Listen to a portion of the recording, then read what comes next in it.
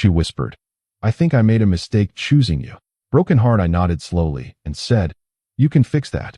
Then I walked away without looking back. She tried calling me the next day, but it was already too late. Hey viewers, before we move on to the video, please make sure to subscribe to the channel and hit the like button if you want to see more stories like this. Thanks. "I think I made a mistake choosing you." She didn't yell it. She didn't cry it. She whispered it, like it was something she'd been holding in her chest for months, and tonight, she finally let it fall out. And it landed between us like a stone dropping into still water. I felt the ripple before I even processed the words. We were sitting at the kitchen table, barely 2 feet apart, but in that moment it felt like she was standing on the other side of a canyon. The dinner was still warm on the stove. I'd cooked it. I always cooked on Friday nights. It was the one thing we had left that felt like us. But she hadn't touched her plate. She'd been staring at her phone for the last 20 minutes, occasionally glancing up at me with an expression I couldn't read. Now I understood what that expression was. It was the face of someone who had already made a decision. I set my fork down slowly. I didn't slam it. I didn't raise my voice. I just set it down, folded my hands on the table, and looked at her. And I said, "You can fix that." She blinked. I could tell she wasn't expecting that. She probably expected me to beg, or argue, or ask her what she meant. But I didn't do any of those things. I pushed my chair back, stood up, and walked to the bedroom. I didn't look back. Not once. I'm 29 years old. Tessa and I had been together for 3 years. We lived together in a 2-bedroom apartment just outside the city, the kind of place that felt like home because we made it feel like home, not because it came that way. 3 years. That's not nothing. That's birthdays and holidays and fights and road trips and grocery runs at midnight and knowing exactly how someone takes their coffee. That's learning a person. But somewhere along the way, she stopped learning me. Or maybe she stopped wanting to. The morning after she said those words, I woke up before she did. I showered. I made coffee, just 1 cup, for myself. I sat by the window and watched the city start to breathe. And I thought about the night before. Not with anger. Not with the desperate, clawing feeling I expected to have. Just with clarity. Cold, clean, unflinching clarity. Because the truth was, she hadn't said anything I hadn't already felt. Not in words, but in the slow withdrawal of warmth that had been happening for months. In the way she'd stopped reaching for my hand first. In the way she'd started turning away from me in bed. In the way she laughed a little too loudly at messages on her phone and then went quiet when I asked who it was. In the way she started referring to things in our apartment as hers. My shelf. My side of the closet. My space. Like she'd already been carving herself out of us, piece by piece, and I just hadn't wanted to name it. I named it now. She came out of the bedroom around 9, hair messy, eyes uncertain. She stopped in the doorway when she saw me sitting there. "You're up early," she said. "Didn't sleep much," I replied. She moved toward the coffee maker and then paused when she realized there was only 1 cup. I hadn't done it on purpose. Or maybe I had. I honestly couldn't tell you. She poured herself a cup without saying anything and leaned against the counter. "We should talk," she said. "Okay," I said. She waited like she expected me to fill the silence. I didn't. "What I said last night." "You meant it," I said. Not as an accusation, just as a fact. She looked down at her mug. "I don't know what I meant," she said quietly. "You've been thinking about it for a while," I said. "You don't know that." "Tessa." She looked up at me. "You've been unhappy for 6 months," I said. "You've stopped telling me things. You started going out more without me. You started comparing us to other couples." Not out loud, but I could see it. She was quiet for a long moment. "That doesn't mean I made a mistake," she said. "Then why did you say it?" She didn't answer, and the silence said everything. Let me tell you how we started, because context matters here. We met at a mutual friend's birthday gathering. Owen's, to be specific. Owen had known both of us separately and had been trying to get us in the same room for almost a year. I remember walking in and seeing her across the room, laughing at something someone had said. She had this way of laughing where her whole face got involved. Not just her mouth, her eyes, her shoulders, even her hands. Like joy couldn't stay contained in one part of her body. I was captivated immediately. We talked that night for almost 3 hours. Just the 2 of us, in the corner of Owen's living room, while the party swirled around us. I drove her home at the end of the night. She kissed me on the cheek at her door and said, "You're different from what I expected." I asked, "What did you expect?" She smiled and said, "Someone easier to ignore." That was the beginning. For the first year, we were everything people say young love is supposed to be. Intentional, present, obsessed with each other in the way that doesn't feel unhealthy because it doesn't hurt yet. She used to leave little notes around the apartment when she left before me in the morning. Sometimes they said something meaningful. Sometimes they just said, "You snore," or "I ate the last bagel. Sorry, not sorry." But they were always there. I saved every single one in a drawer in the nightstand. She didn't know that. The second year, things shifted. Not dramatically, not all at once. That's the thing about the slow erosion of something. You don't notice it until you're standing in a desert where there used to be a river. She started a new job that demanded more of her time. I understood that. I gave her space. Maybe too much space. I stopped asking her to come with me to things because I didn't want to pressure her. She stopped inviting me to things because she said I seemed fine on my own. We were considerate of each other in the way that, without realizing it, started to read like indifference. We had less to talk about. Not because we'd run out of things to say, but because we'd stopped trying. I remember one night sitting across from her at this restaurant she'd wanted to try for months, and we were both on our phones. Not in an obvious way, just checking things, just occupying ourselves. And I thought, this isn't what I wanted. But I didn't say it out loud. That was my mistake. I kept things inside because I didn't want to seem needy or demanding. I thought giving her room was the same as being supportive. It's not. Room, unchecked, becomes distance. Distance, unchecked, becomes a wall. By the third year, the wall was there. I could feel it. She could feel it too, I think. But instead of knocking it down together, we each just stood on our side and waited for the other person to make the first move. There was a guy at her office. Carter. She mentioned him casually at first. Carter said something funny today. Carter and I had lunch with the team. Carter recommended this podcast. I didn't spiral. I'm not the jealous type, or at least I tell myself that. But I'm also not blind. And I started noticing the way his name came up with a kind of energy that our conversations had stopped having. I asked her about it once. Directly, I said, "Is something going on with you and Carter?" She looked at me like I'd accused her of something terrible. "No," she said. "Why would you even ask that?" "Because you light up when you talk about him," I said. "The way you used to light up when you talk to me." That landed hard. I could see it on her face. She didn't deny the observation. She just said, "That's not fair." And I thought, you're right. It wasn't fair. None of it was fair. The week before that night at the dinner table, something happened that I think was the final crack. We had plans. Real plans. I'd booked a cabin about 2 hours outside the city, something I'd been planning for a month. I thought maybe if we got away from everything, got away from the routine and the walls and the silent apartment, we could find our way back to each other. I was naive. She came home that Friday evening and said, "I can't go." I looked up from the bag I was packing. "What?" "Carter's going through something," she said. "His girlfriend just broke up with him, and he's not doing well, and a bunch of us from the office are getting together to cheer him up." She said it quickly, like she'd rehearsed it. I stood there holding a folded flannel shirt in my hands. "I booked this a month ago," I said. "I know," she said. "I'm sorry. I need you this weekend," I said. Not out of ego, not out of control. I genuinely needed that trip. I needed us to need that trip. She looked at me with an expression I'd seen before. Guilt. But underneath the guilt, something worse. Relief. She was relieved to have an excuse not to come. "We can go next weekend," she said. "It's not about the cabin," I said. "You know that." "I know," she said softly. "I'm sorry." She went out that night. I sat in the apartment alone, the half-packed bag by the door. I didn't unpack it. I just left it there, like a monument to something I refused to let myself grieve yet. She came home at 2 in the morning. I was awake, but I pretended to be asleep. I heard her move through the apartment quietly, careful, like someone who knew they'd done something wrong. She got into bed and lay very still. I lay very still.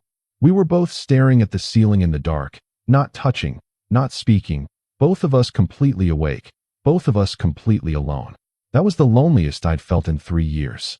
Not because she wasn't there, but because she was right there and still felt like someone I didn't know anymore. 3 days after that, she said those words over a Friday dinner I'd spent an hour cooking. "I think I made a mistake choosing you." And now it was the next morning, and she was standing in the kitchen with her coffee, not meeting my eyes. And I had asked her why she'd said it, and she hadn't answered. I got up from the chair by the window. I carried my cup to the sink. I rinsed it slowly. "I'm going to give you some space," I said. "What does that mean?" she asked. "It means I'm going to stay at Owen's for a few days." She looked surprised. "You don't have to do that," she said. "I know I don't have to," I said. "I want to." "So that's it," she said. "You're just going to leave?" I turned to look at her, and I said, You told me you made a mistake choosing me. What exactly did you expect me to do with that? She opened her mouth, closed it. I was emotional, she said. I didn't mean it the way it sounded. How did you mean it? She looked away. And again, silence. I nodded. I'll pack a bag, I said. Owen picked up on the second ring when I called from the parking garage. I need somewhere to stay for a few days, I said. What happened, he asked. I'll explain when I get there, I said. Come whenever, he said. No questions. No drama. Just, come whenever. That's the kind of friend Owen is. I've known him since we were both 22, working the same dead-end office job, complaining about the same bad coffee from the same vending machine in the break room. 7 years of friendship. He was the one who'd introduced me to Tessa. He'd always liked us together. When I showed up at his door 40 minutes later with a duffel bag and dry eyes, he took one look at me and said, "Sit down, I'll make eggs." I sat at his kitchen table and watched him crack eggs into a pan. She said she thinks she made a mistake choosing me. I said. He didn't flinch. He just said, "What did you say?" I told her she could fix that. He looked over his shoulder at me. And then I walked away. He turned back to the eggs. Good, he said. I wasn't expecting that. Good. I said. Good, he repeated. He slid the eggs onto a plate and set it in front of me. Because she's been treating you like a backup plan for 8 months, he said. And you've been pretending not to notice. I picked up the fork. You knew? I asked. I suspected, he said. Tessa's been talking to Carter a lot. You didn't tell me. It wasn't confirmed, he said. And you seemed like you were trying. I was trying, I said. I know you were, he said. He sat across from me with his own coffee. But when you're the only one trying, he said, you're not in a relationship. You're in a hostage negotiation. I almost laughed. It wasn't funny, but it was accurate. I spent 2 days at Owen's. During those 2 days, Tessa texted me 3 times. The first text came Saturday afternoon. Can we talk? I didn't respond. Not out of cruelty, but because I genuinely had nothing to say yet. The second text came that evening. I miss you. I didn't mean what I said. Please call me. I read it. I set the phone down. I felt something complicated move through my chest. Not quite hope, not quite anger, somewhere in between. The third text came Sunday morning. I talked to Carter. It's not what you think. Can you please just come home? I stared at that one for a long time. I talked to Carter. She'd mentioned him by name. Unprompted. Which meant she knew what I'd been thinking. Which meant she'd been carrying it too. And instead of addressing it with me, she'd gone to him. To reassure him. Or to get reassurance from him. Either way, she'd turned to him again. Even now, I put my phone face down. Sunday afternoon, I got a call. Not from Tessa. From Brooke, Tessa's closest friend since university. I liked Brooke. She was honest in the way people who genuinely care about you are honest. She didn't deal in comfortable lies. I answered. Hey, she said. Hey, I said. She called me. Brooke said. I know, I said. Did she tell you what happened? She told me her version, Brooke said. And what's her version? I asked. Brooke was quiet for a moment. She said she was scared, she said. Scared of what? Of settling. That word hit like a slap. Settling. I let it sit there between us. She doesn't think she's settling, Brooke said quickly. She thinks she's afraid of finding out later that she did. That's not the same thing, I said. No, Brooke agreed. It's not. I'm not going to tell you what to do, Brooke said. But I've been watching you two for a long time. And you've been showing up, she said. Consistently. She's been showing up conditionally. I pressed the phone harder against my ear. She loves you, Brooke said. I believe that. But loving someone and choosing someone every day are different muscles. And she's been letting hers atrophy. I exhaled slowly. Thank you, I said. For what? For being honest. Always, she said. That evening, I sat with everything Brooke had said, and everything Owen had said, and everything Tessa had not said, and I thought about what I actually wanted. Not what I was supposed to want. Not what 3 years of investment told me I should want. Not what the version of me who was scared of starting over wanted. What I actually wanted. And the answer surprised me. Because it wasn't her back. Not like this. Not the version of her that whispered doubt into dinner and then reached for me when I walked away. Not the version of her that ran to another man when things got hard and then came back asking for forgiveness like those were equivalent. What I wanted was for someone to choose me. Fully. Without a second option waiting in the wings. Without half-hearted apologies. Without needing to be reminded that I was worth choosing. I didn't know yet if that person was Tessa, but I knew with everything in me that it wasn't this version of Tessa, and she could not become the version I needed if I kept absorbing the blows without consequence. Because here's what I'd learned about people. We rise to the standard of what we're allowed to get away with. Not because we're cruel, but because we're human. And humans stop fighting for things they're handed. Monday morning, I went back to the apartment. Not because she'd asked me to. Because I had things to do. She was home when I arrived. Sitting on the couch, legs folded, phone in her lap. She looked like she hadn't slept. Her eyes were red at the corners. She stood up when I walked in. "Hey," she said. "Hey," I said. I set my bag down near the door and went to the kitchen to pour myself a glass of water. She followed me in. "I'm really glad you're back," she said. "I'm not back," I said. "I came to get a few more things." She blinked. "What?" "I need a little more time," I said. She looked like the floor had shifted under her. "How much time?" she asked. "I don't know," I said honestly. "That's not an answer," she said. "No," I agreed. "It's not." She moved closer. "I'm sorry," she said. "I know you are." "Then why does it feel like you've already decided something?" she asked. I looked at her. I thought about lying, about softening it, about protecting her from the full weight of what I was thinking. I didn't. "Because I'm done absorbing your uncertainty," I said. "That's not fair," she said. "People have doubts." "Tessa," I said, "you've had doubts for almost a year. And instead of talking to me about them, you pulled away. And instead of pulling away from Carter, you ran toward him. And when I caught the energy between you and said something, you made me feel crazy." She looked like she wanted to argue, but she didn't. "I wasn't running toward him," she said quietly. "I know," I said. "Or maybe you were. Or maybe you didn't even know you were doing it. But the damage is the same either way." She sat down on the counter stool. She looked small, not in a way that made me feel powerful, in a way that made me feel sad. "I don't want to lose you," she said. "You should have thought about that," I said, "before you whispered that you'd made a mistake." She wiped her eyes with the back of her hand. "People say things they don't mean," she said. "Yeah," I said, "but you meant it." She looked at me. And again, silence. That confirming, devastating silence. "I was scared," she said. "I know," I said. "Fear is real, but it doesn't make what you did hurt any less." "I have spent the last year wondering what I was doing wrong," I said. "Wondering why you were pulling away. Wondering if I wasn't enough. And you could have told me. Any of the 1,000 times I tried to reach you. You could have said, 'I'm scared. I'm confused. I don't know what I want.' And we could have worked through it together. But you didn't. You let me wonder. And you went somewhere else for comfort." Her jaw tightened. "I didn't do anything wrong," she said. "You literally just told me I wasn't enough," I said. "At a dinner table. Without warning. Like I was a purchase you'd reconsidered." She flinched. "That's not what I meant," she whispered. "I know what you meant," I said. "And I know what I'm worth.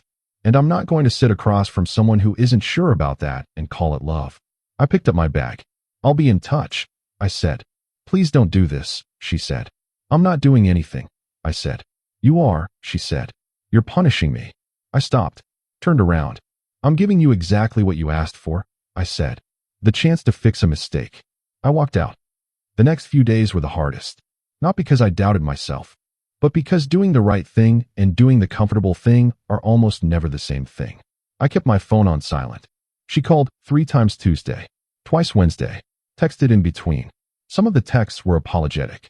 Some were angry. One, on Wednesday night, read, "Are you seriously not going to talk to me? This isn't healthy." I read that one a few times. This isn't healthy. I thought about all the things that hadn't been healthy. The slow fade. The canceled cabin trip. The late nights she came home smelling like someone else's gathering. The way she dismissed my gut feelings like they were paranoia. And now me not answering my phone was the problem. I put the phone down. Owen, for his part, didn't push me toward any particular decision. He just created space for me to think. We cooked dinner together that Wednesday. Pasta, nothing complicated. He told me about a woman he'd been seeing recently, someone quiet and steady, who apparently showed up exactly when she said she would and said what she meant. "Sounds boring," I said. "Sounds peaceful," he corrected. I thought about that. About the difference between excitement and anxiety. About how I'd mistaken one for the other for so long. Tessa and I had started as something electric, and I'd been chasing that electricity even as it dimmed, funneling energy into a circuit that had mostly stopped conducting. Peace is underrated when you're young. You think you want the spark. You think the tension is proof of passion. It's not always. Sometimes tension is just two people slowly exhausting each other. Thursday morning, I made a decision. It wasn't dramatic. I didn't rehearse it. I just woke up and I knew. I called her. She answered on the first ring. "Hi," she said. Her voice was careful, guarded. Like she was holding a glass she was afraid of dropping. Hi, I said. I've been thinking, I said. Me too, she said. I know what I want, I said. Okay, she said. I want clarity, I said.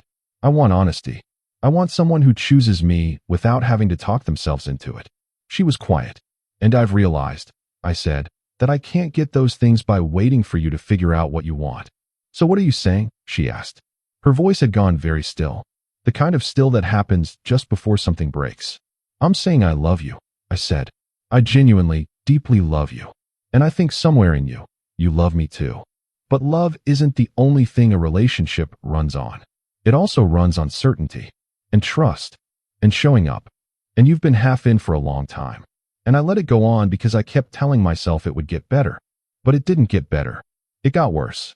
And the night you said those words, I paused. That wasn't just fear talking. That was the truth coming out. And the truth is that you're not sure. And I can't be with someone who isn't sure. I heard her exhale. Shaky.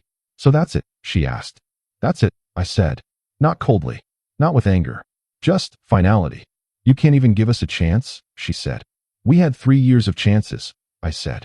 What you're asking me for now is another one. After you've already shown me what you do with them. People grow, she said.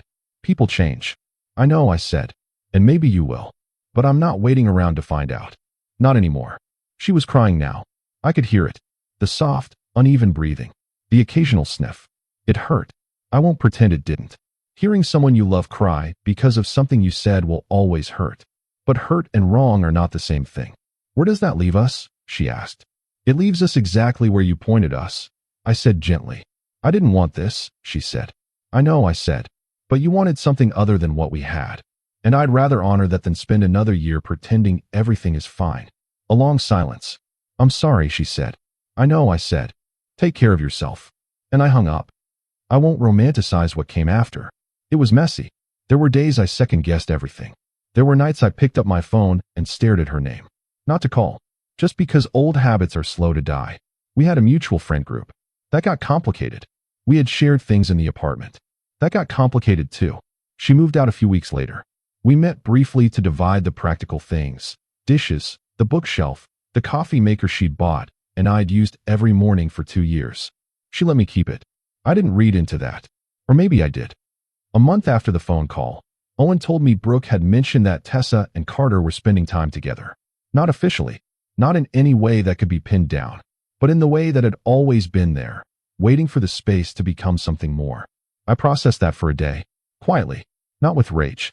Not with the kind of pain I expected. With something more like confirmation. That's the word for it. Confirmation. It confirmed that what I'd seen was real. It confirmed that her doubt hadn't been random anxiety. It confirmed that I hadn't been paranoid. And oddly, that was a relief.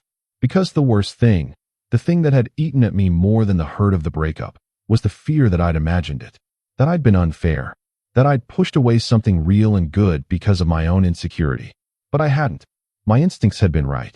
And when your instincts are right, you can grieve clearly, without the fog of self-doubt. 6 weeks after that dinner, I ran into her. At the farmer's market near the apartment, the old apartment. I still went there on Saturday mornings because I liked it and I refused to let a breakup change my Saturday routine. She was alone. She saw me before I saw her. I could tell by the way she was standing when I turned around, like she prepared herself. Hey, she said. Hey, I said. We stood there in the middle of the vegetable stalls with early autumn light cutting between the canopies. She looked good. Or she looked tired in the way that people who haven't been sleeping look. Those things can look similar sometimes. How are you? She asked. Good, I said. And I meant it. You seem good, she said. You too, I said. She smiled a little. It didn't reach her eyes. I've been thinking about things, she said. Yeah, I said. And I think I made a lot of mistakes, she said. I think I let fear make decisions that should have been mine. I nodded. I appreciate you saying that, I said. Does it change anything? She asked. Not desperately. Just honestly. I looked at her. At this person I had loved genuinely. At this person who had held my hand on a beach at sunset and told me I was the first man who'd ever made her feel safe. At this person who had also whispered those 7 words over a warm dinner I'd cooked and made me feel like I was expendable. No, I said. Not for us. She nodded. Her chin dipped just slightly. I understand, she said. I'm not angry with you, I said. For what it's worth. I don't think you're a bad person. I think you needed to learn some things. And you needed the space to learn them. So did I. She looked up at me. What did you learn? She asked. I thought about it.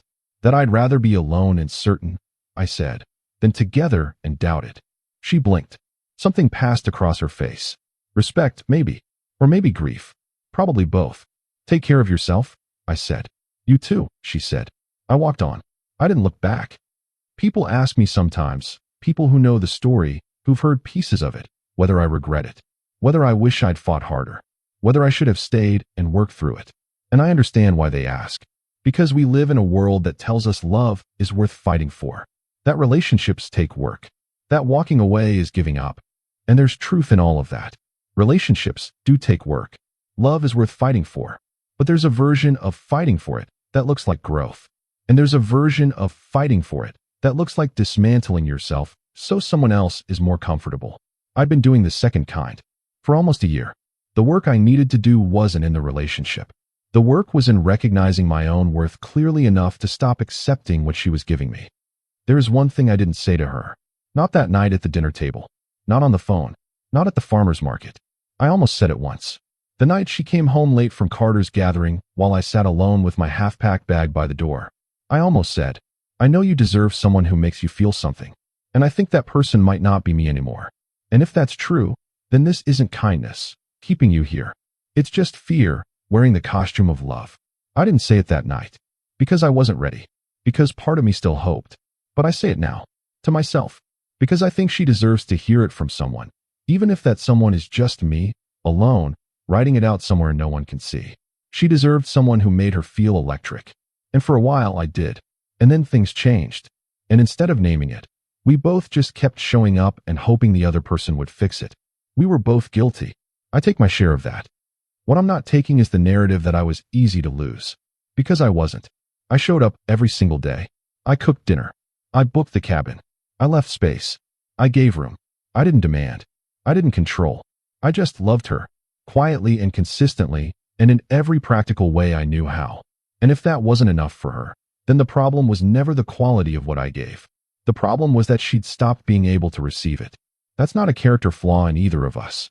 That's just incompatibility. Painful, time-consuming, 3-year-long incompatibility. I moved into a new place about 2 months after everything ended.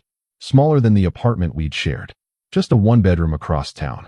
I painted it a shade of blue I'd always liked, but she'd vetoed. I put my books on the shelves in whatever order I felt like. I made coffee the way I liked it, which is slightly stronger than most people can handle. I cooked on Friday nights. Just for me. And it didn't feel sad. It felt like something returning. Like finding a version of yourself you'd loaned out and forgotten about. Owen came over for dinner that first Friday. He brought a bottle of wine, and we ate at the kitchen table. We talked about things that had nothing to do with Tessa. We talked about work. About a trip we were planning. About his quiet, steady woman who showed up on time and meant what she said. She sounds boring, I said again, grinning. She's the best thing that's ever happened to me, he said simply. I raised my glass. To boring and steady, I said. To boring and steady, he agreed. We clinked. I don't have a tidy ending for you. Life doesn't really do tidy endings.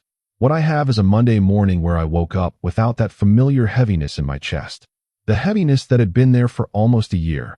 That low-grade dread of wondering if today would be the day things got better or worse. Gone. Just gone. Replaced by something quieter and steadier. Not happiness exactly. Not yet. But something that felt like the honest start of it.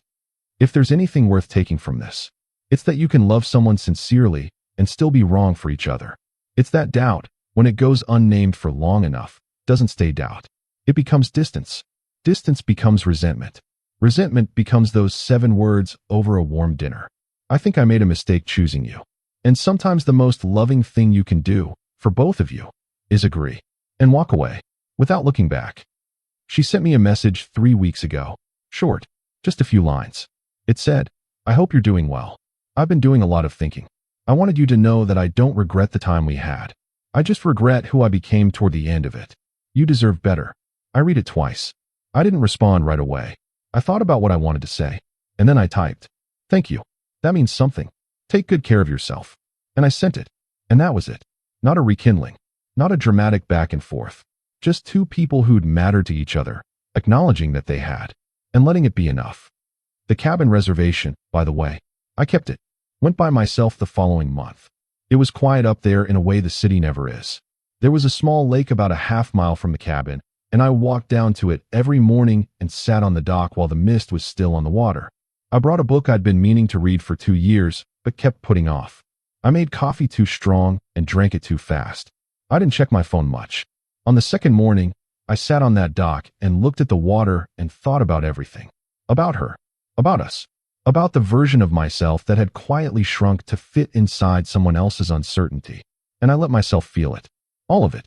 The grief and the relief and the pride and the loneliness and the hope. All at once. Like a wave you stop trying to swim against and just let take you for a moment. And then it passed. The way things do when you stop fighting them. And I sat there in the stillness. Just me. The mist. The water. The coffee going cold in my hand. And I thought, this is okay. This, right here, is okay. She whispered, I think I made a mistake choosing you. And I nodded slowly and said, you can fix that. And I walked away, without looking back. Because some doors, once you walk through them, don't open the same way from the other side. And some goodbyes aren't endings. They're just the first honest thing two people have said to each other in a very long time. This was ours. And now, finally, I'm okay with that.